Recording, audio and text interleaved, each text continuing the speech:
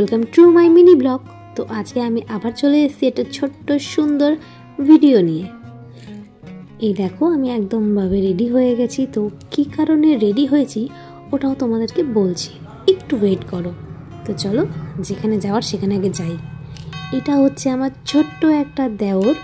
তো এর আজকে বার্থডে। তো আজকে যেহেতু বার্থডেটা মানানো হচ্ছে না সেভাবে, ওরা অন্য দিন মানাবে। তো আমি ভাবলাম বার্থডে দিনকে একটু ছোটোখাটো সারপ্রাইজ দিলে কেমন হয়।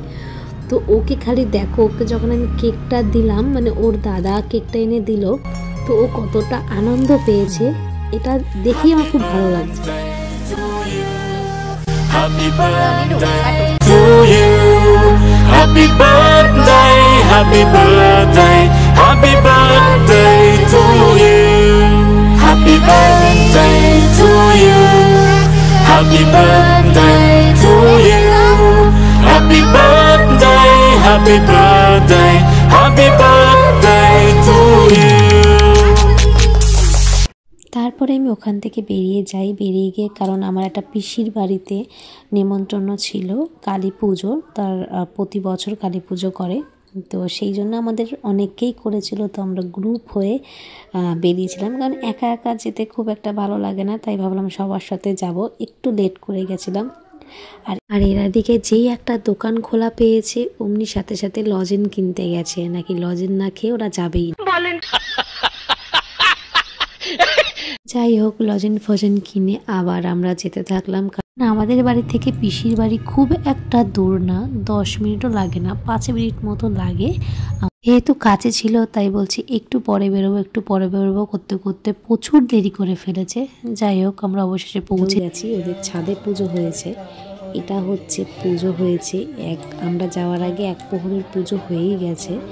যেহেতু এবার একটু তাড়াতাড়ি পুজো করতে বসেছে, তার থেকে আমার ভালো লাগলো যে ওদের ছাদে প্রচুর পরিমাণে ছোট ছোট টবের মধ্যে গাছ বসিয়েছে, যেটা এতটা সুন্দর লাগছে। এটা হচ্ছে আগের বারের কালীমা। তো খুবই সুন্দর। ওদের প্রতিবারের কালীমাটা না এক পজিশন, মানে একই হয়, শ্যামা মাটাই হয়, সেম একই মুখ হয়, একই সব কিছু। তো এই যে আমি একটু নিজের মুখ দেখে নিলাম। কপালে আমাকে ঠাকুর মশাইটা সিঁদুরের টিপ পরিয়ে দিয়েছে। তারপরে আমরা ওখান থেকে নেমে খাওয়ার জায়গায় বসে পড়েছি। তো যেহেতু প্রসেসটা অনেকটা ছোটো, তাই আমাদের সবার একসাথে হয়নি। আমরা আগে বসেছি, আমি আমার একটা কাকি, বাকিজন পরে বসবে। তো আমরা তো বসেই আছি, আমাদের থালায় আর খাবার আর আসে না। যাই হোক, ওরা খাওয়া দাওয়া শুরু করে দিয়েছে, আমাদের এখনও আসেনি, কারণ ওরা আনতে গেছে।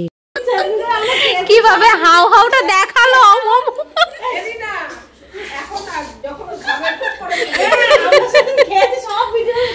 আরে দেখো, তুমি দেখো নি তো? আরে আমার ব্লগ আছে না, ব্লগ চ্যানেল আছে না।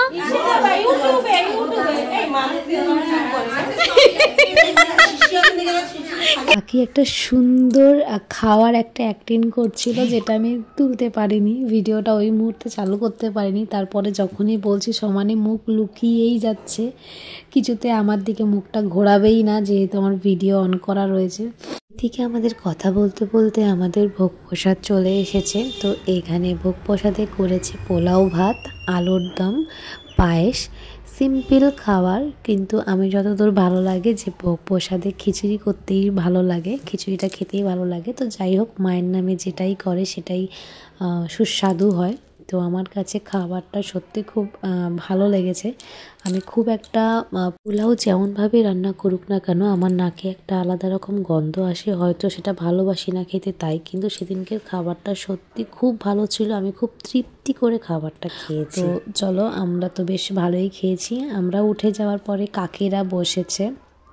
তো কাকিরা সমানে লজ্জা পাচ্ছে, যেহেতু আমি একটা ভিডিও করছি, ওরা জানে যে আমি ভিডিওটা ছাড়বো। তো সেই কারণে এতটা সামনের কাকিরা এত আস্তে আস্তে ছোট ছোট করে খাচ্ছে যাতে কোনো বেতাল না আসে ভিডিও। তো ওরা ভেবেছে আমি বন্ধ করে রেখেছি।